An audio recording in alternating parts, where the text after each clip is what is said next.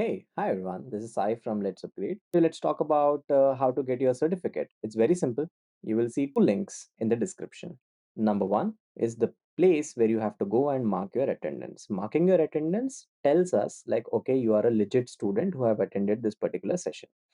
Link number two is your assignment. This is where your 90% of the priority is. You have to go and submit the assignment that is given to you in this particular session.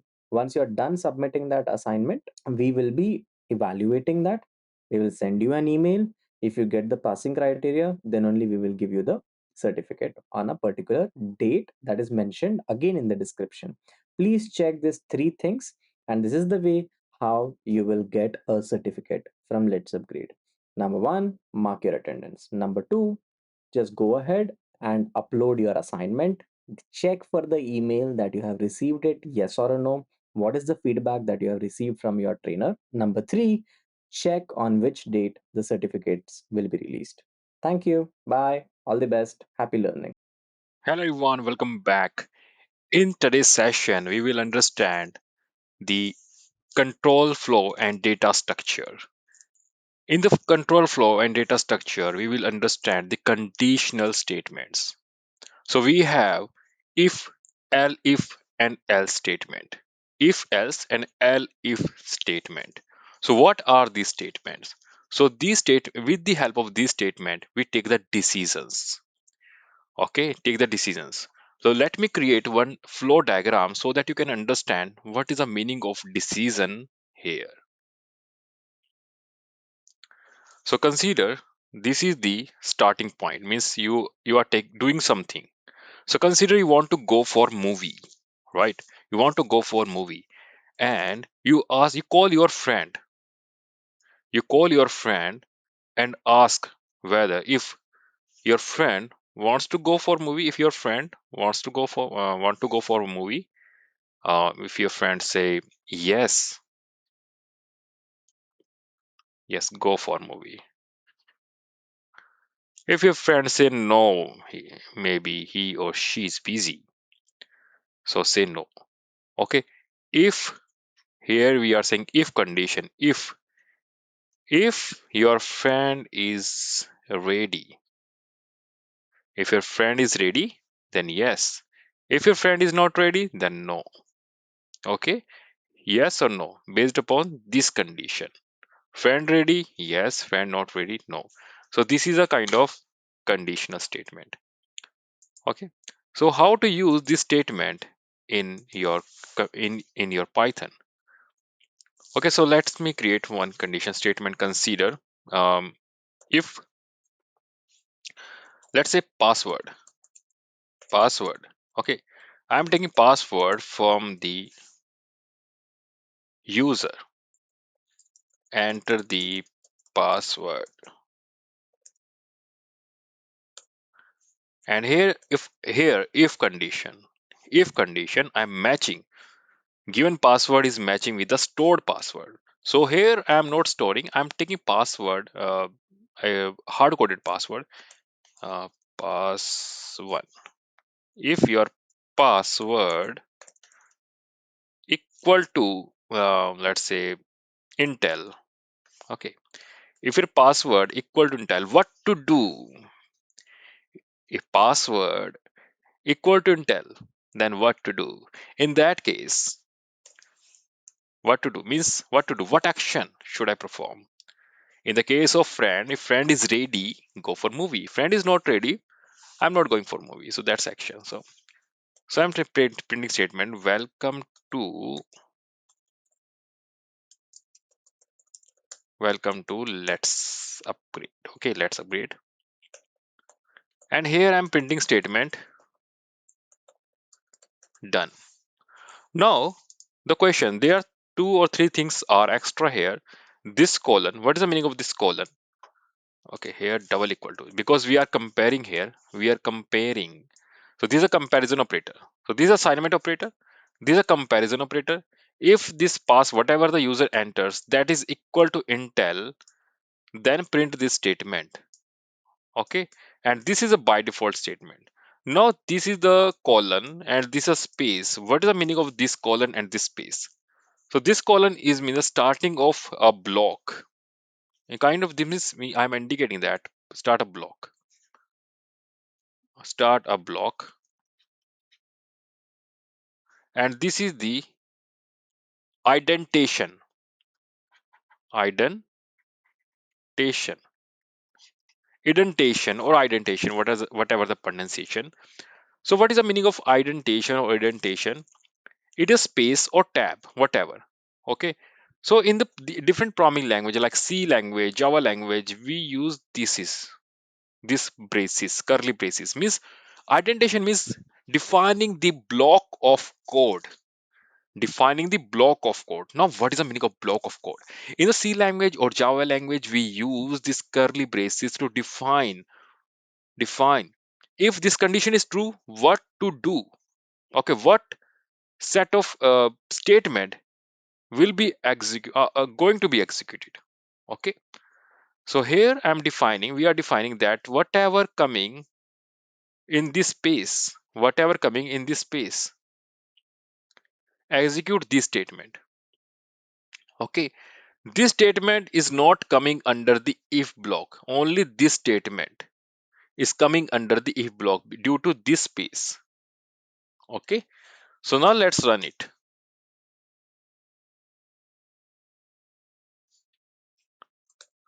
Now I can see it is asking for password. So if I give a wrong password like Dell, here I'm getting this statement done. I'm not getting this statement welcome to Let's. I'm getting the statement done. Okay, done is a message which will be executed by interpreter whether condition is true or not.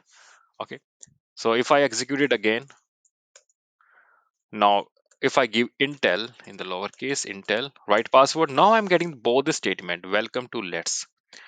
Okay, because this time password is right, and that's why I'm getting done message. But consider if I give space also, tab also here, tab space here. So this time if I give wrong password del, I'm not getting anything here because this time if block if contain both the statement. I can see space over here, same kind of space, and same consistent space here. Okay, so that's why I'm not getting anything. So if I run it again, give the right password, I'm getting both these statements. I hope you're getting the sense of it. Okay, so this is the meaning of indentation. Now the question is, should I use tab or spaces? Yes, the question is very valid. You can use tab, you can use space, whatever you want. You can use one space, that's okay. You can use two space, that's okay. You can use three space, that's okay. But whatever the convention you use, consider I want to use space instead of tab. I want to use space. So consider if I use here 1 2 3 4. So same kind of space I have to use for the next statement 1 2 3 4. Run Intel. I'm getting. But consider by mistake if you give 1 2 3 for upper line means first line I'm giving 4 space, but for this one I'm giving 3 space. If you do this thing, you will get this error. Please note this error. This is unident doesn't match any outer indentation level. Meaning is very clear that indentation problem means in somewhere you use different kind of indentation. So use same thing over here also. One space that's okay, two space that's okay, but be consistent whatever you choose.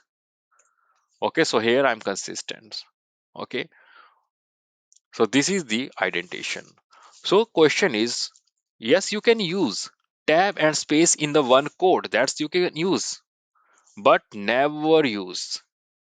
You can use, but it is not advisable to use tab and spaces in the one code. If you do this thing, you will get severe headache. See, seriously, I faced this situation where in the one code, one user uses the space and one user used the one user used the space, one user used the tab.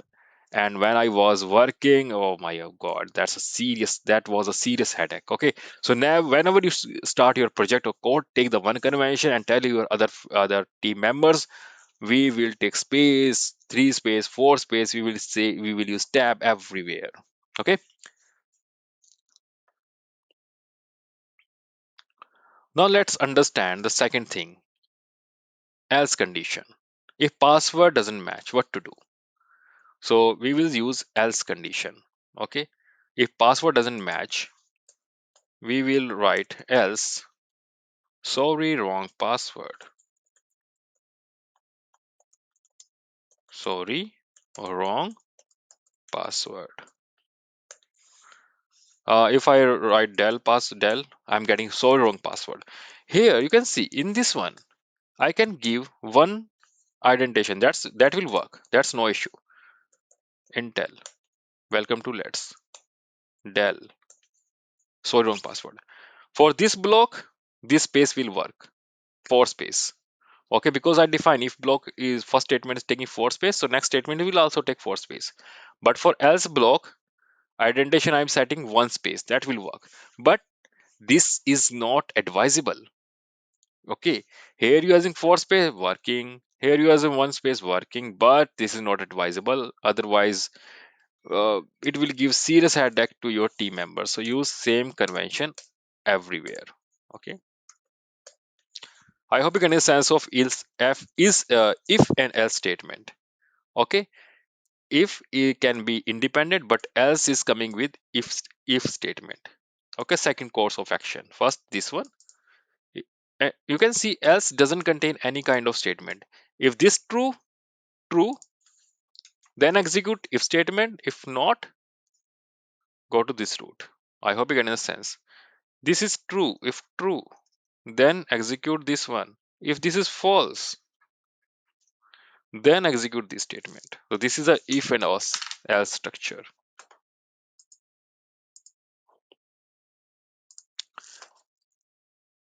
So next is the consider if you want to take multiple decisions. If I want to go for movie, I ask for my best friend, do you want to go movie? My best friend may can say yes or no. Consider my best friend is saying no. Then I will ask my good friend, do you want to go movie? Good friend is also saying no. Then I will ask from my friend, simple friend. Okay, okay, friend. And if they say yes, okay, I will go for movie with my okay, okay friend. If my friend is saying my no okay, okay friend is saying no, then I will check should I go for not. Okay, maybe not. So if I want to take multiple decision, right here I'm taking only one decision. If I want to take multiple decisions, so I will use if and else statement. If if statement. Okay, so consider let's take consider enter the marks. So let's take one program. Let's understand with one program. Marks or score, int inside input, enter the marks. So based upon marks, I'm going to set a grade. So based upon marks, set the grade. If marks greater than 890, so here I'm defining just a variable. I'm not defining, I'm just creating a variable in order to avoid the errors. So grade will be a string. L if marks greater than 80, means less than 90 but greater than 80, grade equal to B. L if marks greater than 60, grade equal to D. L if again marks greater than 50, then grade equal to E. Else grade equal to F. F means fail. And add the statement print. What I'm going to print? F string. In the yesterday session we saw this one. F string. Okay. The student got the marks and grade. Running it 90. The student got the 90 marks and B grade. Why B? Oh, it's greater than equal to symbol. Okay, let me write here equal to symbol also. Hmm, done. 90 for 90. The student got the 90% marks and A grade. Okay, if I okay, you can see one. You can understand one thing here because the last condition, this one, this 90 condition is true. This condition is also true. You can understand. You can this is also marks 90 greater than 80. Yes, that's great. And this is 90 greater than 60 also. This is also okay. This is also true. All conditions are true for this 90 marks. All conditions are true. But first, if first is true, then interpreter never checks the rest of the conditions. Understand this thing, please. Okay, if first condition is true, interpreter never checks the rest of the condition. Means consider if your best friend is ready for the movie, then you will never ask for your good friend. Okay, okay, friend. Okay, getting my point. So if your best friend is ready, that you will never ask for your good friend. Okay, okay, friend, because best friend is ready. First condition is true. So that's why here first condition is true, and it will not check rest of the conditions. Okay, first condition is true, this one true, true, that it will never check these conditions. Okay, I hope you get a sense. And consider if the second first condition is not true. Let's understand with the help of one more example. Let's understand 80 marks. The student got the 80 marks and B grade. So first condition was not true. Second condition true, then it will never check the rest of the conditions. So I hope you get a sense of L if structure. Now we will understand the nested if statement. So what is the meaning of nested if statement? It means that new if statement coming under the existing if statement. So that is the nested if statement. So let's take one example. Consider age equal to 20 and has ID. So just an example here, okay, true. And I want to check two things. If age greater than equal to 18, yes. And another condition I want to check inside it, if has ID. So two condition, I'm checking first condition, then second condition, then print statement that you can enter in the house or whatever. And else here I'm giving a message, uh, relevant message, means yes, first condition is true, but if this condition is not true, I'm giving relevant message like you need an ID. Okay, done. But consider if age is not greater than 18 or equal to 18, then I want to show different message that you are too young. So let's run. You can enter. Okay. So here, let me take this one from input, int input, enter the age. So if age is 21, you can enter. If age is um, 12, you are too young. Okay. And this is true here, right? So this is true. But consider if this is not true, like false, and run it on 23. You need an ID. Okay, so here we are getting the two conditions. We are getting two condition, and based upon condition, we are giving the relevant message. Now let's see the use of if statement with logical operator. So what are the logical operators? So I hope you understood what is a logical operator. So we have three kind of operator. First is the or, then and not. So these are the logical operator. So for understanding purpose, I'm writing here and or and not. So add or not. Consider I have one or one. So first or operator.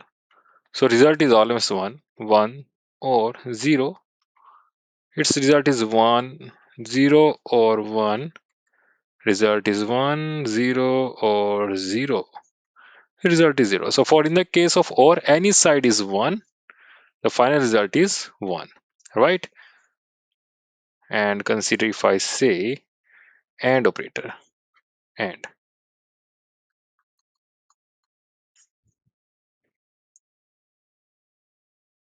In the case of AND operator, let me remove this thing.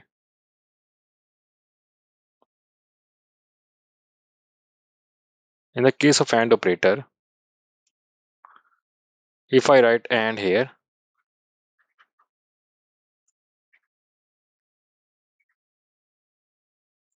1 or 1, 1, 1, 0, 0, 0, 0. If both are true, then final result is true. That is the AND operator. Right? And last in the last NOT operator. NOT is kind of inverter, which inverts the value. If 1, then 0. 0, no, 1. Okay, NOT means inverter. Okay, now let's understand with the help of if statement. Consider if I want to check two things simultaneously. So what to do? In the same case, in the same above case, if I want to check both the things in one go, what I can do, I can use age greater than 18. If age greater than 18 and I want to check simultaneously, person has the ID or not, I can use AND operator, has ID. So here I can give the message, yes, print, you can watch the movie. But I'm simultaneously I'm checking two things. Here. No, you cannot. Right? So this is the condition. So here let me write this code, two lines of code here, and run. So if age is mm, 19, you cannot because ID is false. So if I make ID true, run it. Uh, age is 19. Yes, you can watch the movie. So simultaneously, two conditions are being checked. Then OR operator. OR operator means either this one, this condition, or this condition is true. The final result is true. That is the OR condition. Okay. So if I use OR here, and this is true, this is true. So whatever the age you fit, final result is true. This is false, then this false, but this may be true or may not be. So if I give 21, you can watch the movie. Is 17, you cannot. So I hope you get a sense of OR and operator. Last one is the not. Consider if not age greater than equal to 18. Print greater than or less than 18.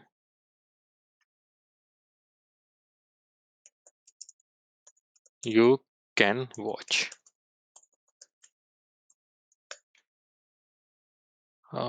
Print statement, but we need to check the age. We need to take the age and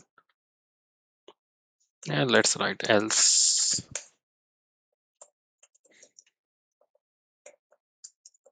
You cannot. If I run age is 19, you can watch because here what I'm checking, age is less than. If I do not use not, then what to do? 19, you cannot, because if age is less than 18, then you can watch. But I want to invert this answer, so I'm using not. Okay, so not means invert the answer. If for yes, make it no, means for false, make it true, and for true, make it false. So I hope you get the sense of if else structure and with AND operator and with the OR operator and with NOT operator. So in the next you will see the loop in the Python, how to use a loop. Now let's understand the loop in Python. So I'm using the new window, new Jupyter notebook. So what is the meaning of loop here? When you talk about loop, so what is the meaning of loop? So loop means when you want to repeat some action. When you want to repeat some action. So loop means when you want to repeat some action multiple times. Okay, so we use loop. So we have for loop and while loop. So for loop is kind of definite loop. Number of steps are predefined in the for loop.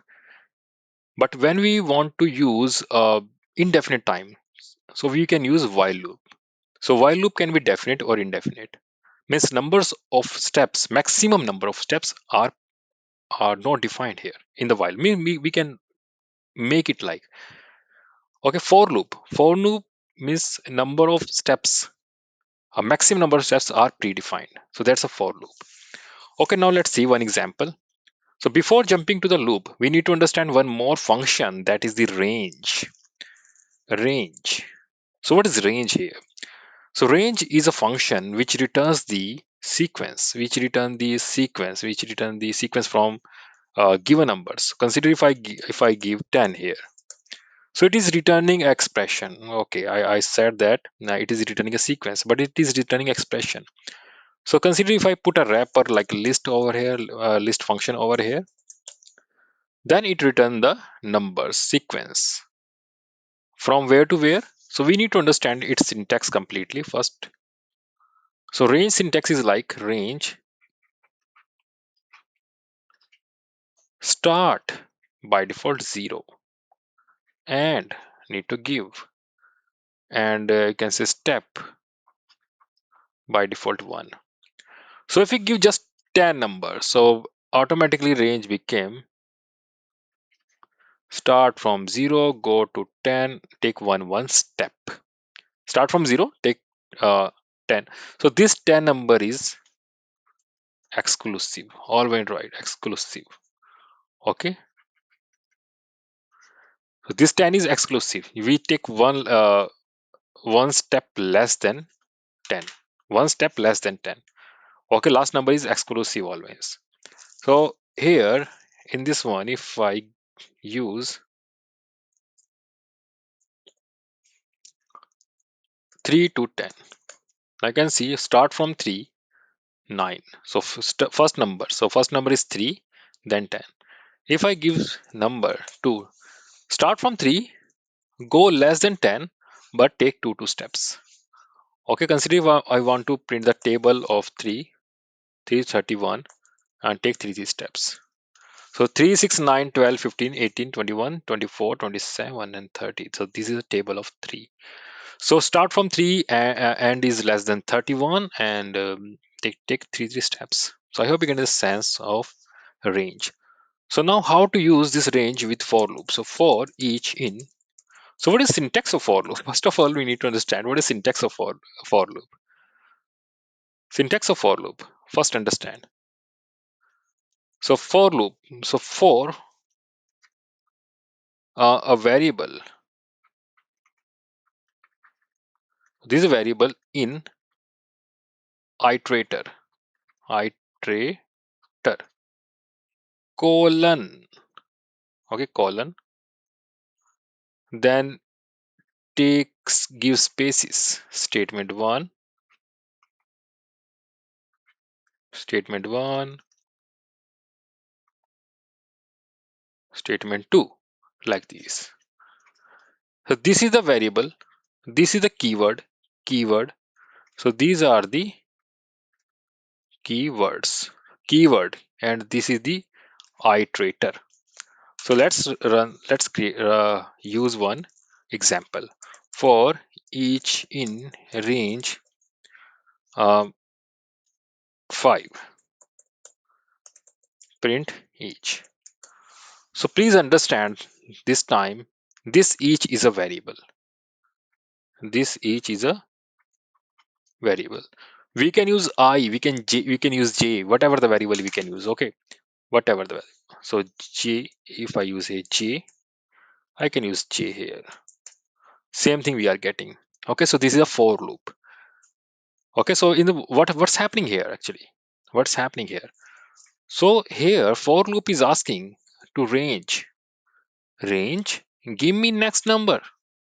That next number assigned to J. Next number assigned to J and J print. In the second iteration, for loop asking, give me next number. Then third iteration, give me next number, next number. So next number, next number, next number, next number until all number are completed. Okay, so this is a working of for loop. So I hope you get the sense. So these are basic of for loop. So we can use for loop over the different thing like list 1, 2, 3, 4, 5 or list. What is a list? List is a kind of container which can contain the heterogeneous kind of values. Heterogeneous means which can contain integer, float, string, whatever. Okay, so different type of data type it can contain, right? So list is a container. List is a kind of container which can contain a different kind of data types. For each in list 1, print each. Okay, I'm getting the all numbers. Consider if you want to print in the horizontal fashion. So use comma and here space comma. Oh, sorry, each uh, and equal to means and by default and is a new line character, but here I'm saying okay take spaces, or if I give comma, so after every number you can see comma. Okay, so in this way we can print in the horizontal fashion. Okay, we can use list over the string also. Consider string as hello Jarvis, and for each or for I in str1 print I. Okay, I'm getting the each character this time. Space is also a character here. We are getting each character. Okay, now the question is on which how to find the iterator. What is iterator? That's a big question. But how to know on which thing I can use, on which thing means on which data type or which type of objects I can use the for loop. That's the question here. Right.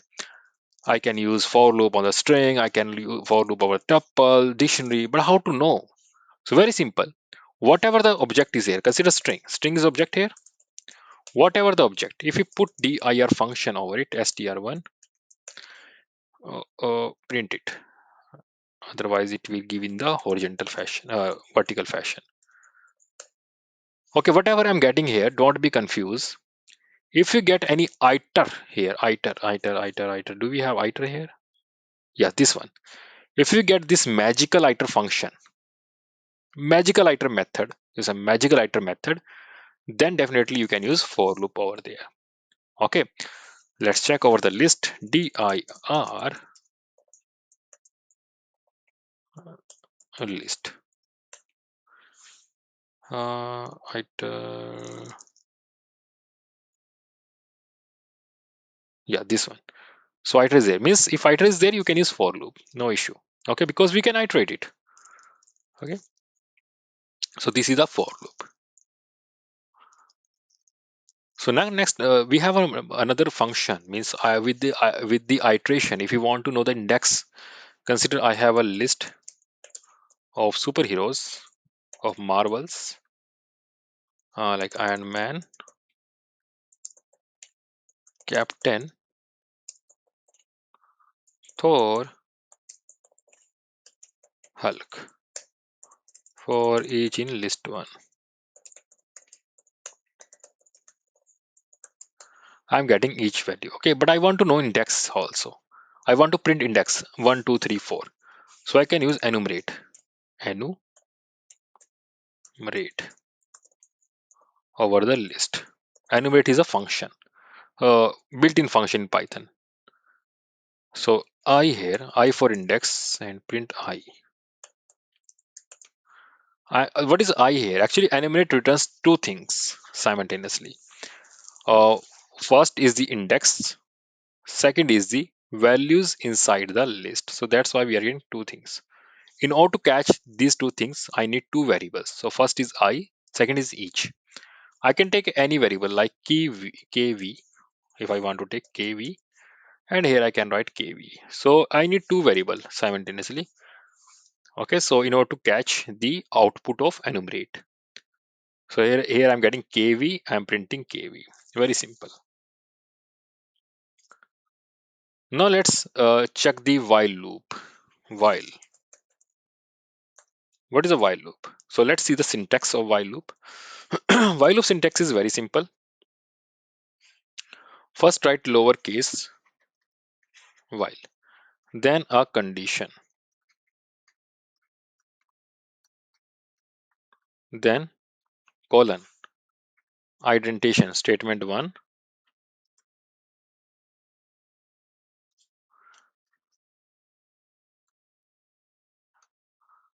statement 2, in this way.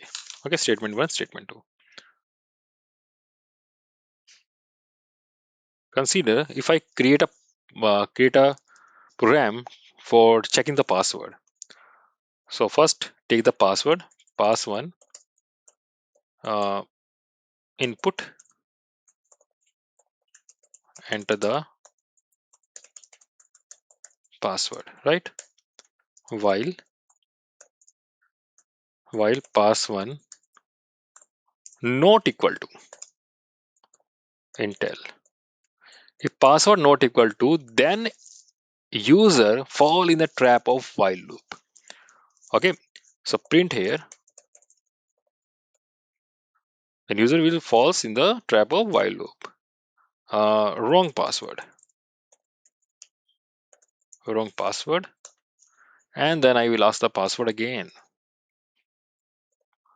Enter the password again. Once user enter the right password outside the loop, welcome to the CO course. Okay, so these two lines are under the while loop, under the while loop block, and this line is outside the while loop block. So if password is del, you can see statement wrong password and enter the password again. If I type OK, whenever type OK, that's a problem.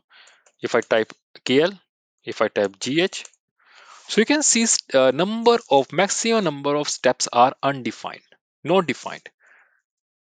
If user type right password in the first go, there's no iteration in the while loop. But if we user typing wrong password again, so we can say this is an indefinite loop.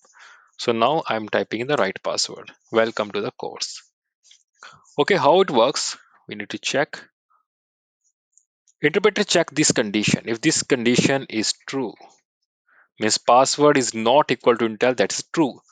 In that case, interpreter execute this line, then execute this line. After execution of these two lines, interpreter check, okay, there is no line. Then interpreter check this condition again. If this condition is again true, then interpreter run this condition again. If this condition became false, false means break the loop. If condition became false because intel not equal to intel, false, then outside the loop means interpreter jumps outside the loop and print this statement. Okay, so I hope you get a sense of while loop. Now we have we have some conditions. Conditions means we have some statements like continue statement. We have break statement. Okay, break statement, which can be used with the loop, which can be which um, you can say which is for the loop. Okay, which can be handled, which can be controlled in another word say, we can say which controls the loop, right? We have some statement like continue, uh, statement, break statement, which controls the loop, which controls the iterations of the loop. So let's say, so we can use break statement with the for loop. We can use break statement with the while loop. So let's see first example. If you want to break the loop at any moment, we can use break statement. Like for in the list, we have some numbers, and I want to check where is zero. Whenever we get first zero, break the loop. I don't want to iterate after that. So for each in list one, if each equal to zero, break and print the.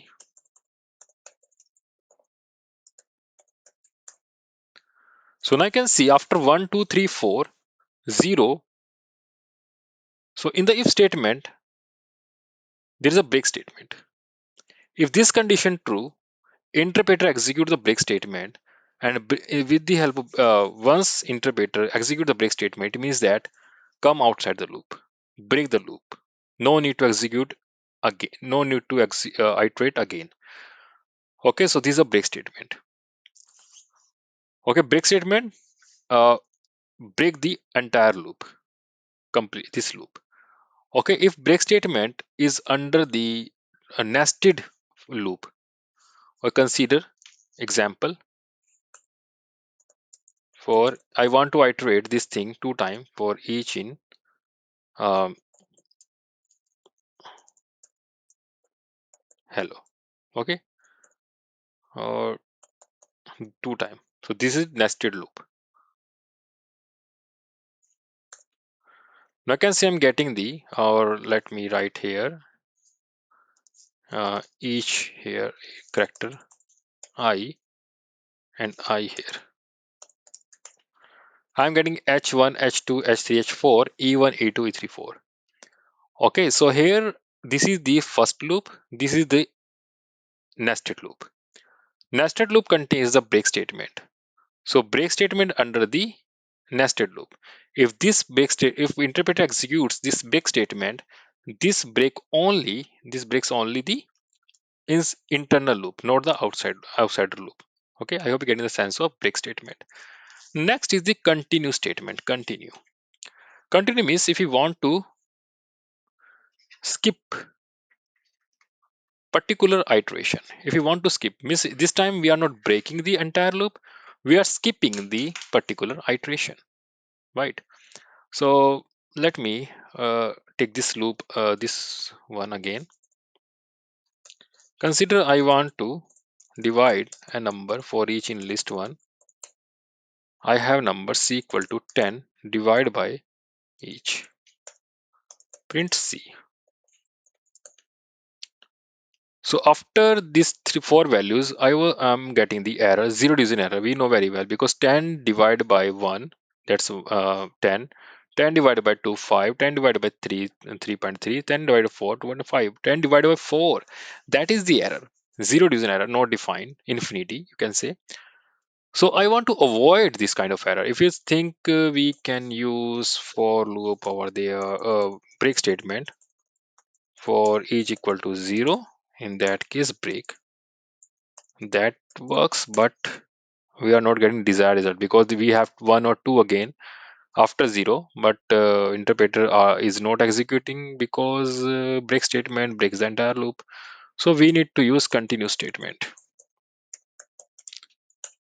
So continue means whenever interpreter execute the continue statement, continue statement tell the interpreter don't go further, continue with the next iteration. Okay, interpreter, don't go further. Don't execute this one. Continue with the next iteration. Getting my point? So this is a continue statement.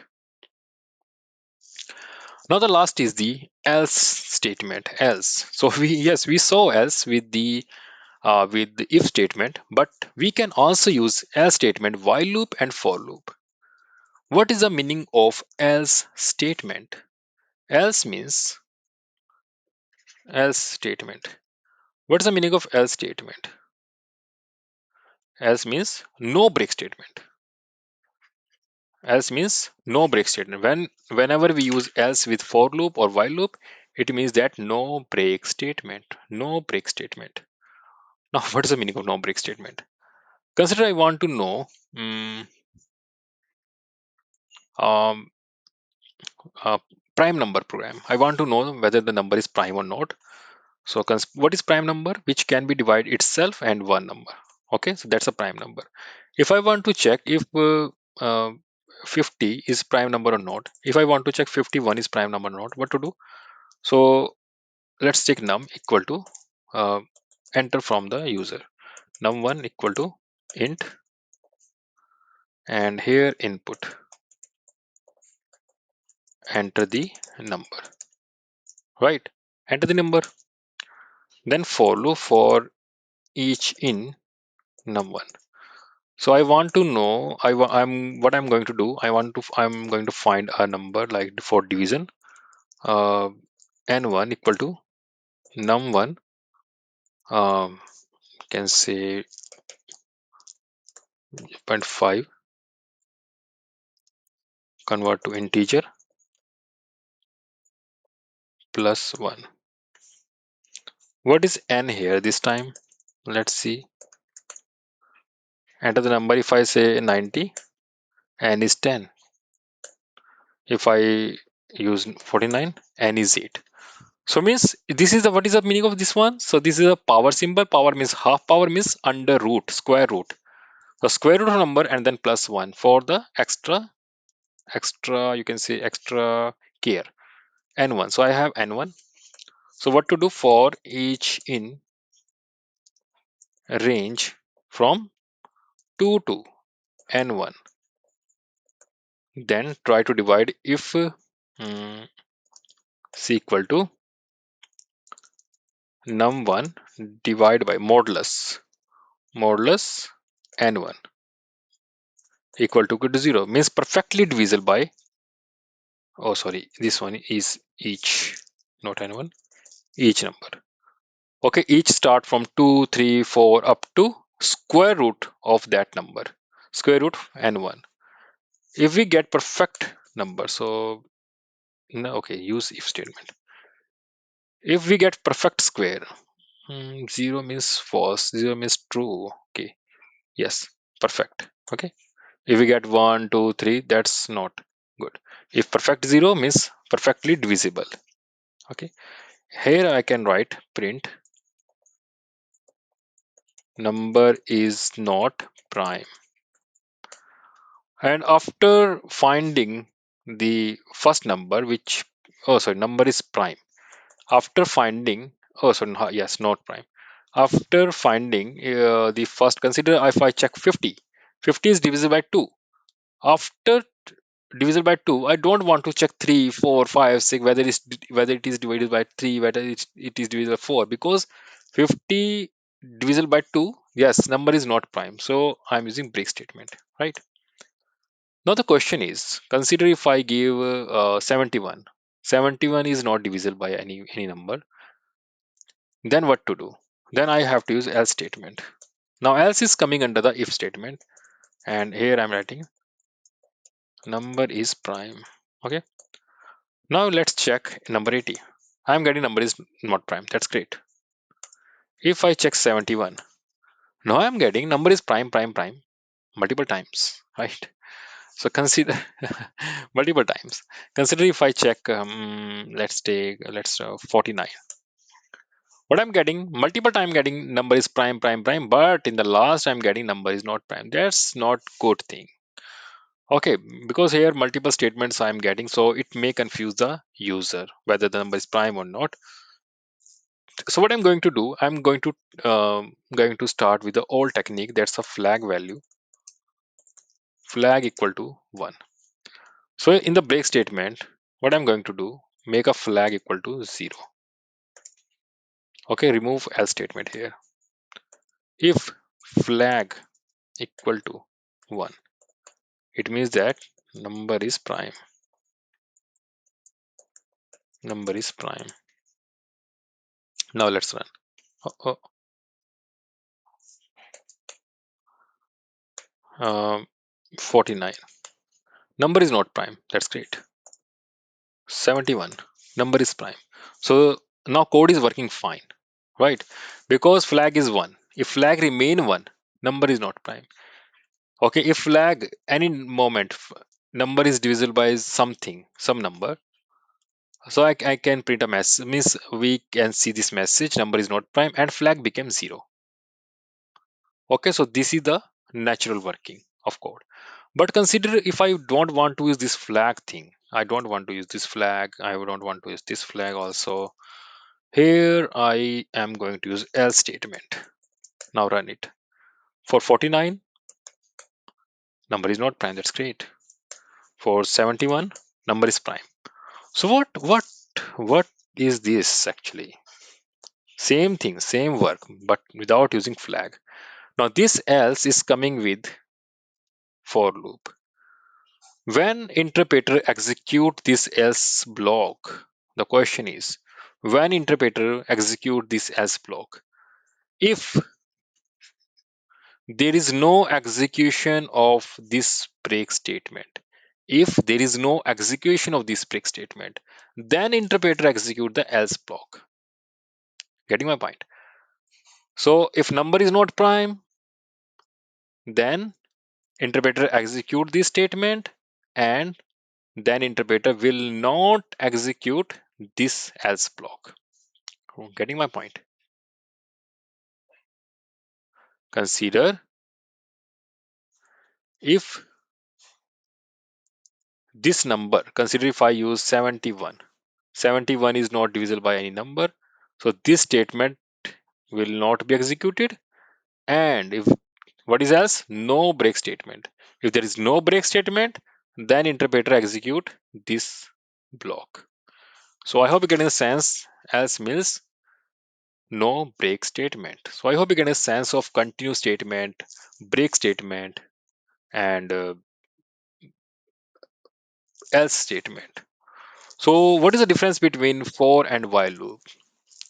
So for loop is definite loop. So maximum number of steps are predefined. But while loop can be definite loop and indefinite loop, right? So for loop can be used for iteration purpose, like for iteration over the string, iteration over the uh, list, iteration over the different things. Okay. And in the while loop, we provide the condition, right? For loop is best for string sequences, iterator, and while loop is for when numbers of steps are predefined. Okay, like user input or sensors values like this. So I hope you get a sense of loops. Now we will see the data structure of Python. So first we will see the list data structure. So list and tuple both are containers. I'm not saying both are same, both are containers. What's the meaning of container? Container means which can contain the different data types. So means list is a ordered collection of heterogeneous kind of data type. A tuple is also container, but list is mutable, tuple is immutable. So now let's first talk about the list. List is the ordered collection. Okay, what is meaning of order here? Order means the order in which you enter the enter the data types, enter the objects in the list, you will get in the same order. Okay, so that's meaning of ordered collection. Okay, now let's create a list and see the different examples. So list one. So how to declare a list? So very simple way, square bracket here. Put the square bracket. So this is the empty list. Let's check type. What is a list one? Type list one, and what is a list?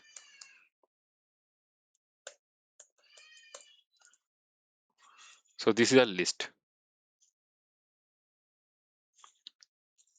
So here this is a list. Okay, this is a list, and now let's create list with some elements, some objects. So 1, 2, 2, 5, 6, A, B, C, 9.56. Comma is missing. Okay, so this is a list, and let's check. So now I can see we are getting the same order: 1, 2, 3, 1, 2, 3, 1, 2, 5, 6, ABC, and we are getting the same order. Okay, so I hope you get a sense of ordered collection. So list is mutable. Mutable means we can change the element of the list. We can change. So how to access? First, how to read, how to access the different element. So if you want to access the first element, you can use 0. The same kind of indexing we can use over here. Okay, so let me write a diagram.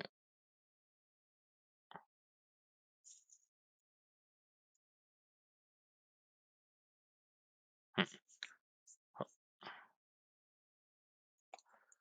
So this is a diagram of list 1, 2, 5, 6, and this is a string A, B, C, and it is 9.56. So these are at number index. So this is indexing 1, 0, 1, 3, 2, 3, 4, 5. Okay, if I use minus indexing, so this is -1, -2, -3,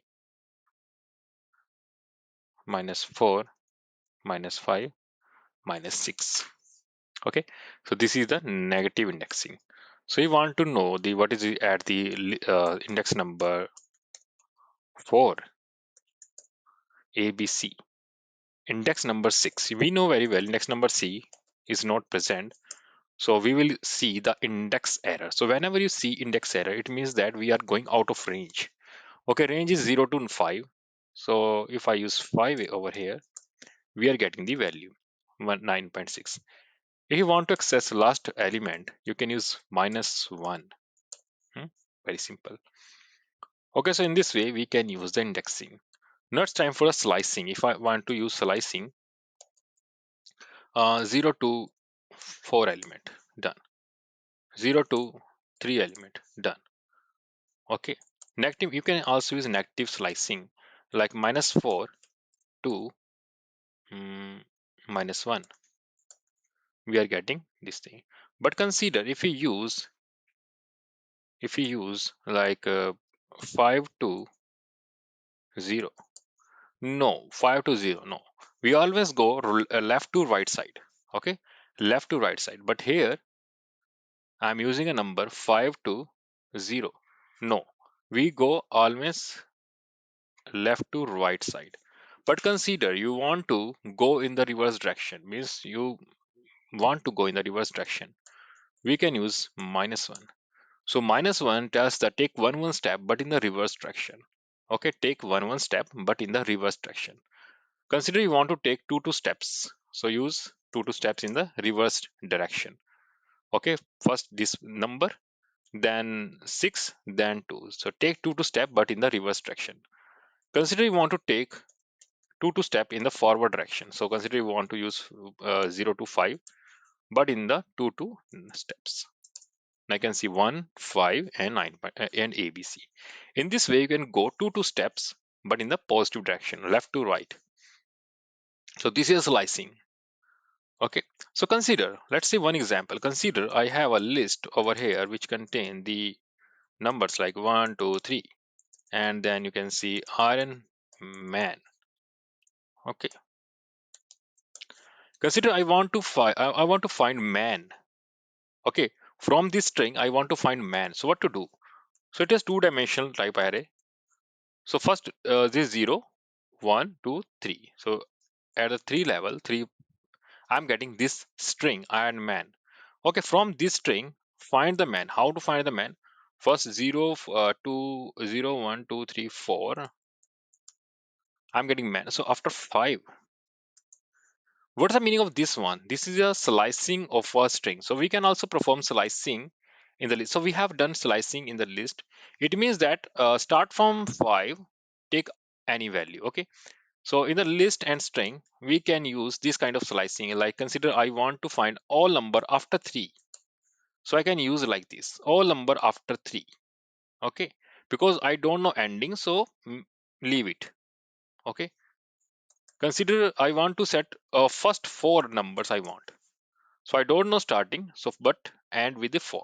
So first 4 numbers. So in this way, we can do the slicing. Okay, similarly, we can do slicing for the string. I hope you get a sense. So consider you want to print the reverse of a string or reverse of a list. Just want to print. So I don't know starting, I don't know ending.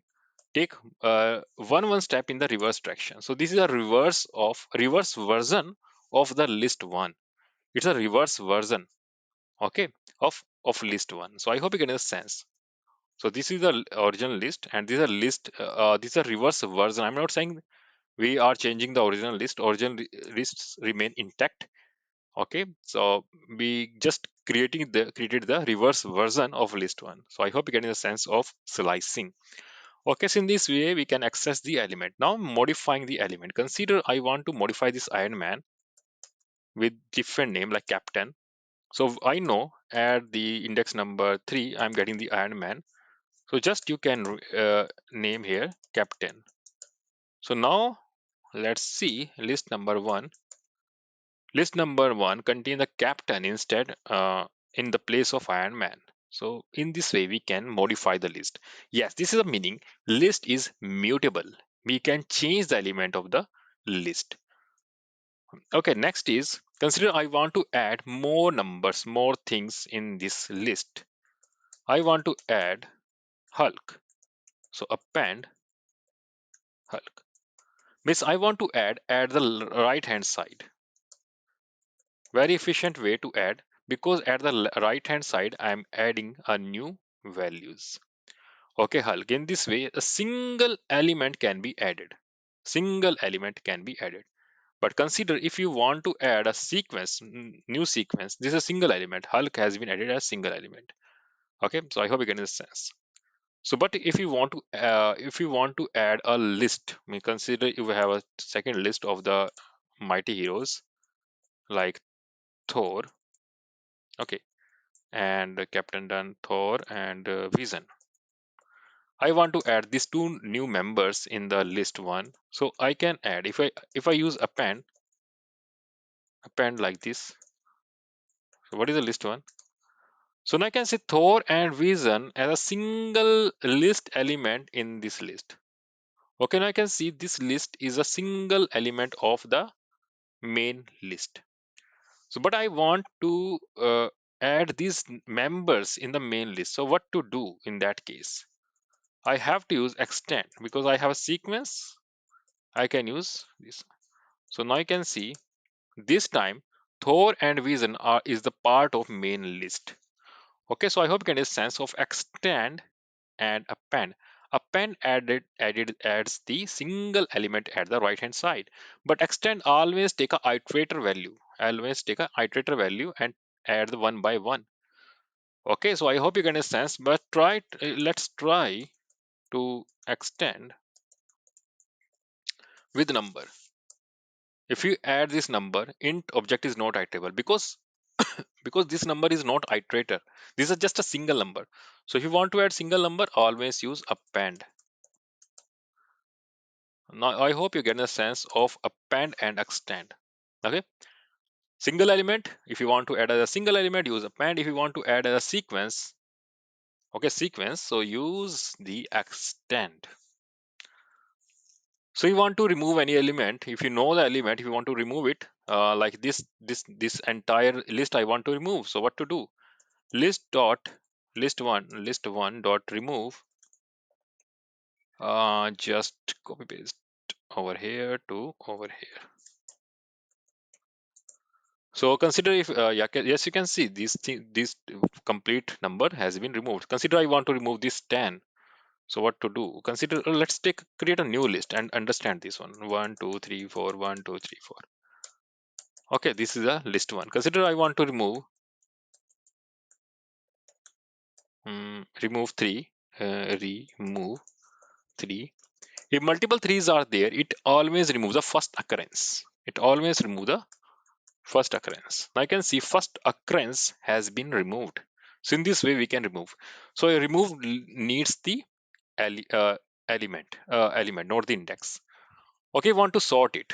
Consider you want to delete the single element. If you want to delete single element based upon the index, so you can use del list 3 delete whatever at the index number 2 del. So let's say index number 3.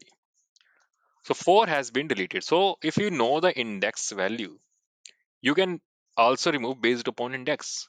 And if you want to remove the values, if you know the values, so you can remove with the help of remove method. Okay, what are the different methods are present in the list? So you can use dir function over the any list object. Now I can see these are these all are the methods present in the list. So append we have seen extend, we have seen remove, and let's see sort. And these are the homework for you to use copy, index, pop. What are these? So please try. Okay, so let's see a sort method. So consider we have list 3 and I want to sort it. Sort method changes the original list. Yes, it changes the original list. So now you can see original list has been changed. Now it is a sorted. Now it is sorted. I'm not saying it is giving the sorted version of list. It is changing the original list. Okay. So I hope you can getting the introduction of list. Now let's see tuple. Tuple is a mutable. So how to create tuple? So there are 2 3 methods to create tuple. Take any good variable. So this is the empty tuple. If we check the type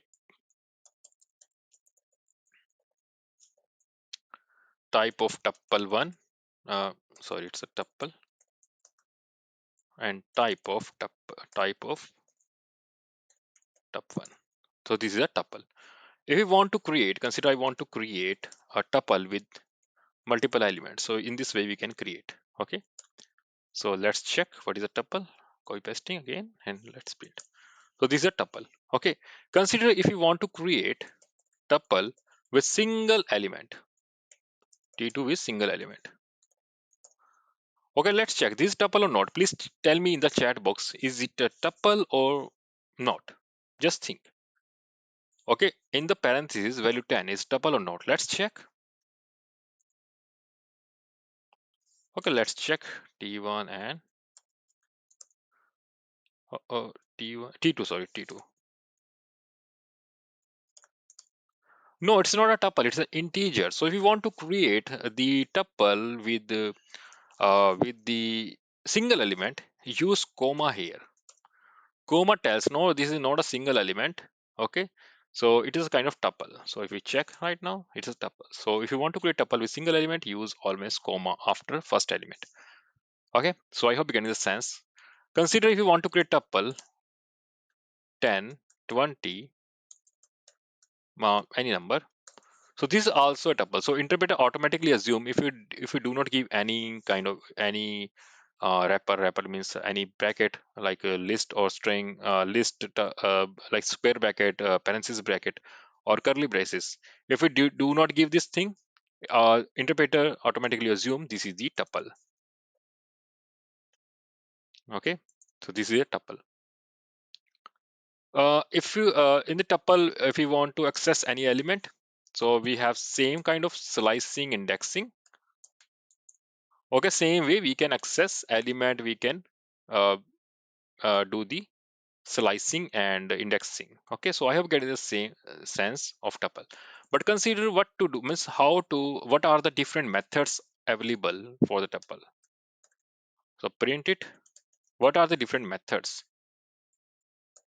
You can see we don't have sort kind of thing. We have count and index only. Okay, count and index only. So this is the this is a method present. So what is a count and index? So same these two methods are also present in the list. So but question is what is count here? Consider if I want to count the element of tuple or list, 1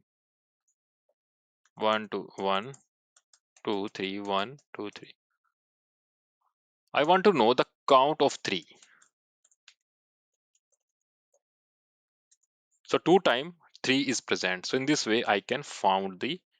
Here I am just reading. I'm just doing some analysis on the tuple. I'm not changing anything. Consider if you want to change first element of tuple. So what is the first element? This is the first element.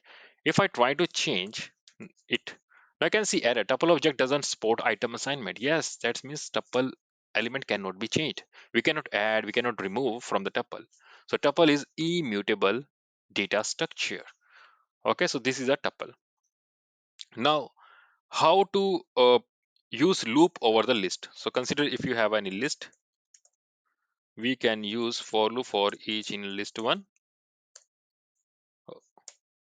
print each, done. So I'm getting the 1 element from the list. And similarly, if you use t2 tuple, or 10 element, tuple 1, tup1 tuple 1. So I'm getting the value from the tuple with the help of for loop. In this way, we can use a for loop. So I hope you get a sense of list and tuple. Now you can use other methods also, means other method of list also. So we have seen the what are the different methods of a list like print, dir, and list. Okay, so these methods. So try this at these methods as a homework.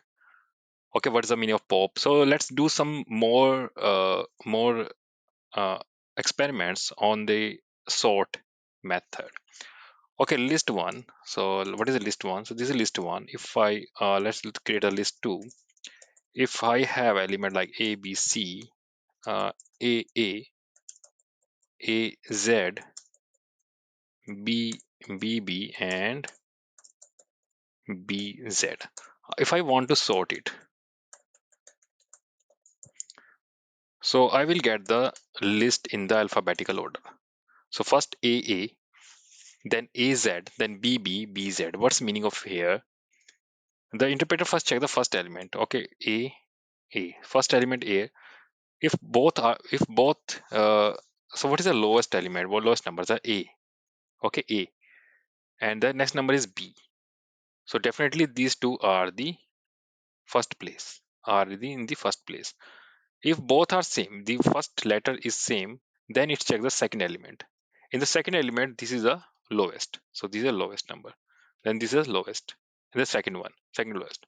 After that, BB. In the BB and BZ, first letter is common. But after that, it checks the second element. So it is a BZ. So in this way, sort method sorts the element. Consider you want to sort in the reverse order. List 2 in the descending order. So here REVERSC equal to -1. Oh, sorry, not -1, it's a 0 actually. Okay, so this is a reverse. Okay, reverse 1. Reverse 1 means reverse is true. Make the list in the reverse order. Sort in the reverse order. Okay. So I hope getting a sense of sorting. Consider if you want to sort the list 3, which contain 1, 2, 3, and A, B, C. Now if I want to sort it, so this kind of sorting is not allowed in the Python. So you can see the error. So what is the error? Error is saying that because internally the sort method compares the element 1 compared with 2, 1 compared with 3, and then 1 compared with string ABC, and this kind of comparison cannot be done in the Python. So if you try to do so, like 1 compared with ABC, so we are getting the same kind of error. Okay, 1 compared with ABC, you can see same kind of error. Greater than symbol not supported by instance of string and int. Okay, the same error. So this kind of operation, so sort method cannot sort the heterogeneous kind of data type. So now let's see the dictionary. What is the meaning of dictionary? Okay, so far we saw how to use list, how to access the element of list and tuple. And in the list and tuple, the indexes are in the integers, starting from the 0. So whenever you want to access any element of a list, consider this a list. List contain 1, 2, 5, 10, 20. Consider this a list. If I want to access this 5, definitely there is an index 1, 2, 3, 4. So if I want to access this 5, I have to remember its index. That's a 2. Then I can access number 5. Okay, miss, I have to remember it. I have to remember the index. Consider I want to access 20. I have to remember 20 in its index. But consider if a list contains 1000 elements, then I have to remember the particular index of a particular number. So that's why we use dictionary. If I want to create my own index, consider I want to access element ABC by using index A. Definitely A is not index. Now index is always from 0 to 1, 2, 3 like this. But consider I want to create my own indexing. In that scenario, we use dictionary. Okay, dictionary contains the key value pairs. Here we do not use term index, we use term key. So dictionary is the key value pair. So how to create a dictionary? We use curly braces. This is an empty dictionary. Let's print it.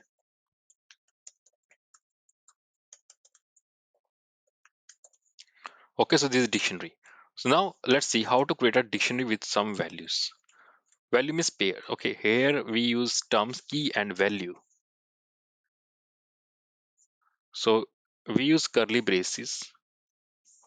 Okay, curly braces. I'm not good in drawing. Okay, key one, value one,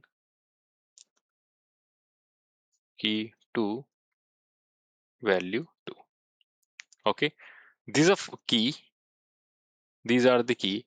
These are the values, and this entire thing is called as the item. So this entire pair, this one pair, this item two, item one, item two. Okay, so these are the official term in the dictionaries.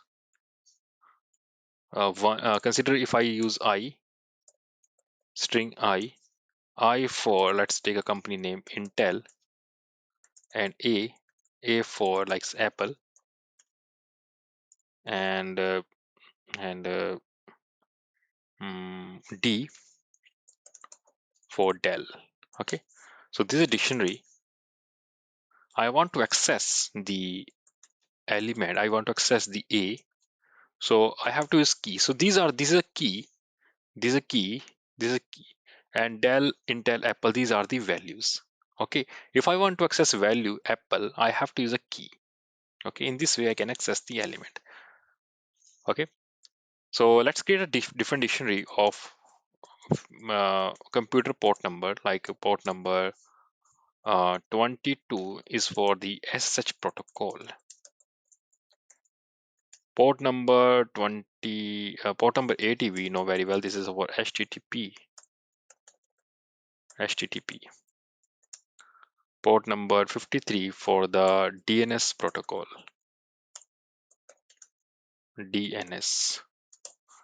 So if I want to access what is at number port number 80, HTTP. If I want to know what is at what is at port number 81. Okay, so this is the error. It's like an index error, but here we use term key. So this is the key error, means 81 key doesn't exist. So this is the error. Okay, so in this way we can access the values by using the key. We know very well this is a kind of error. Okay, this error is not good in when we create the professional program, when we create the industry level program. This kind of error is not advisable. This type of error shouldn't happen. So we use dictionary dot get method. If I say 80 we are getting HTTP. But consider if I use 9 print it, I'm getting none here. Means if port 81 doesn't exist, it return none instead of error. Error stop entire program. Error can stop entire your 1,000 line of code. Okay, but if error is not present, it is return none. So there's chances program will run. Okay, if there is no dependency, we can also give the default message like not in dictionary. Okay, we are getting the default message. Consider if key is present, then it return the existing value. But if value doesn't exist of that pair, if the item doesn't exist, then it returns the default message. It's same like if and else statement. It's same like if and else statement. If key present, then return the value. If key doesn't present, return the default message. It's same like if and else structure. So I hope you get the sense of uh, getting accessing the values. Now consider if we want to change the value. Consider in the port 80, I want to I want to write the VAB here. Okay, so port number 80, if I change it VAB, okay, that's okay, I can change. So in this way, we can change. So now, before jumping to the next thing, we should know what are the properties of key, what are the properties of values. First, first thing, key always unique, cannot be repeated, cannot be repeated. Okay, key cannot be repeated. Okay, unique and only immutable, immutable data type or data structure. Their type or data structure can be used as key. So these are the two main things. Unique and only immutable data type or data structure can be used. Now let's see this thing. So we have D1. So let me write it again. Let me create this D1 again with different keys. So I for Intel and I for A for Apple, D for Dell. Consider if I create I again with different value, IBM. If I try to do so, I'm getting I for IBM. So I'm not getting error here this time, but I'm getting the latest value of same key. I is there, I is there, but we are getting the latest value. So latest value is IBM. Okay. So in this way, we can say keys are always unique. Okay, second thing is key can immutable data structure. What are the immutable data structure like integer, string, float value, and tuple can be used as a key. So consider if I create t- a dictionary with the tuple, sorry, am I saying composite key, and here 23 is a telnet protocol. I'm saying telnet. So yes, we can create. There's no error. Okay, if I want to access it, so you give the same tuple 1 and 2. So I'm getting a composite key. Yes, tuple can be used. But if I try to create a list as a key, if I try to create, no, unhashable type. So list is a mutable data structure that cannot be used as a key. Okay, so tuple can be used as a key, but list cannot be used as a key. Now the question is, if a tuple contain a list, yes, tuple can contain a list. Consider a tuple which can contain a list. Okay, tuple can contain a list. That's okay. So if that tuple can be, if I use that tuple to create a dictionary, tup1 tuple, and here its value is mixed. So no, if tuple contain any list, that tuple also cannot be used as a key. I hope you're getting the sense. If tuple doesn't contain any list, that tuple can be used as a key. But if tuple contain a mm, list, that tuple cannot be used as a key. I hope you're getting the sense of data key properties. Not the value property. Values can be anything. Value can be repeated. Value can be a list. Value can be anything. Okay.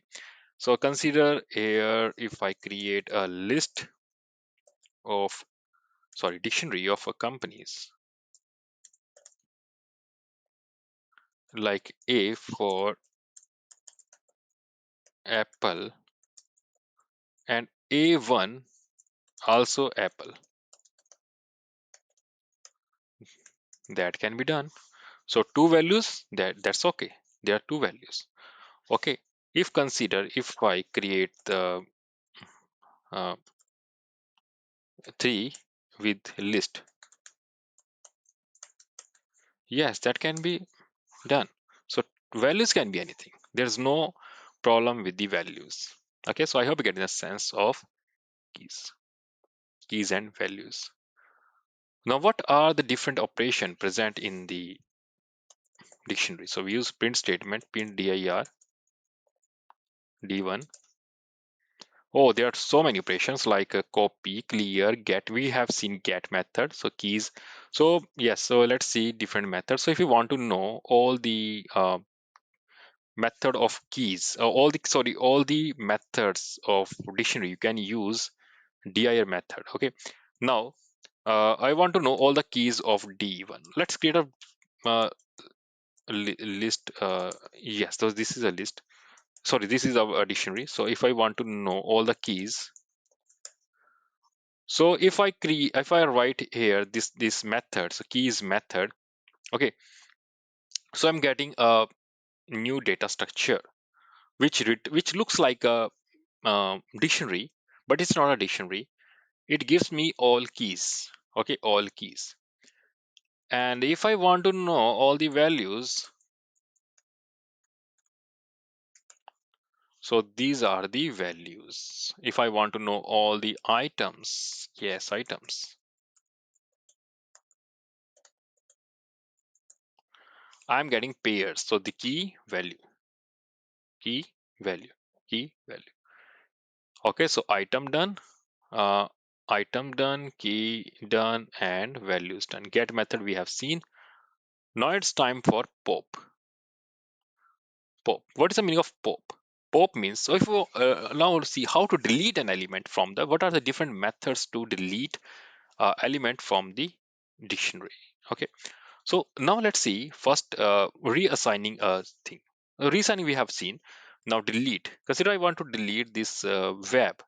Okay, so simple is you can write del and port one key. Okay, if now let's check. So you can see in this way we can delete. Okay, in this way we can delete. But consider if you want to return what is the deleted element. Right here we are not getting the what is the deleted. Consider I want to store deleted element in another thing, another variable. So we can use pop method. Pop. I want to return what is deleted. So this DNS is deleted. Okay, 53. So in this way we can return what is deleted, what is removed. Okay, let's say one more example. Consider if I create a dictionary with same kind of 21 for FTP protocol, 22 for SH, we know very well, and 23 for telnet. So I want to take what is deleted in the A variable port1 dot pop 23. So what is deleted? Telnet is deleted. So if you want to remove from the dictionary and want to save in the another variable, you can use pop method. Similarly, that is also applicable for the list. Okay, pop method also applicable for the list. So because list is also contain this kind of method. So I hope you get a sense of dictionary. So now let's see how to iterate over a dictionary. In order to iterate, I have the port one. Okay, let's create a big dictionary with copy paste. and add more port. So how to add more? Port 1. So this is a port, and if I want to add later, so use create a dictionary. So add and update, same thing here. Port number 80, HTTP, done. Port number 53, 53, DNS. So now I can see I have a dictionary over here. Okay. So in this way, you can add and update. Okay. So now let's use the for loop over it. For each in port 1.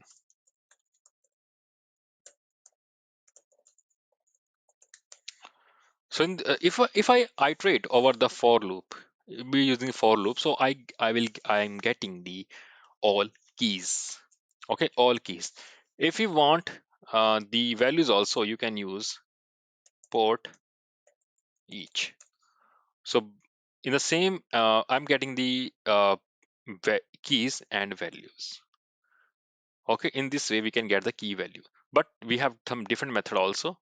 If you want only the values, not the keys, so you can use values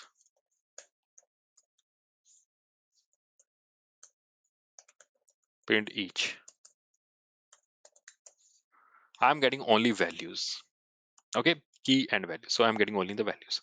But consider if you want both. Yes, we can get both by using this thing. But we have a different method also, like item for each in port 1 dot items print each. Print, it's print. I'm getting the pairs of tuples. I'm getting the tuple pair. Every time I'm getting a tuple pair. I know this port is returning every time a tuple. This port dot item is returning every time a tuple. So here in the each, here I can use two things. So key will take 21 and v will take FTP. So I'm using KV. I can use IJ also. If you are thinking KV, it's a um, keyword. No, it's not a keyword. It's a just a variable. IJ I can also use. Okay. So here this time I'm getting the key and value in one go. So I hope you're getting the sense what is the meaning of dictionary.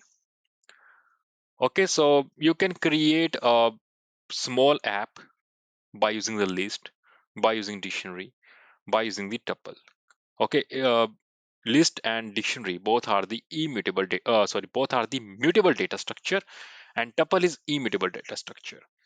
Okay, so create some kind of real life example in which store the product, e-commerce product, create a big list to store the product, and create if and kind of statement, and create a small project. Okay, so we will meet in the next session. Bye bye everyone.